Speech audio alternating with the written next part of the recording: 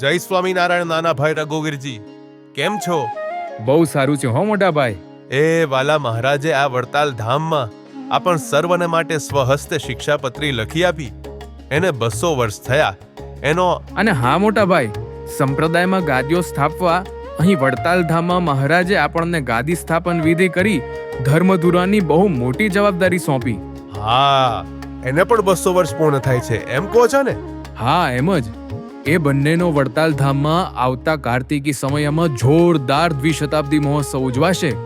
શ્રી હરિજી અને આપણે અક્ષરધામના સર્વે મુક્તો તો અહીં હાજર જ છીએ, પણ આપણે બંને દેશના સર્વે વાલા સંતો અને સર્વે સત્સંગીઓને આમંત્રણ આપીએ કે હે ધર્મકુળ આશ્રિતો, શિક્ષાપત્રી લેખન અને આચાર્ય પદ સ્થાપનના આ દ્વિશતાબ્દી મહોત્સવને માણવા, સેવાની તક ઝડપવા પ્રથમથી જ આવી જજો.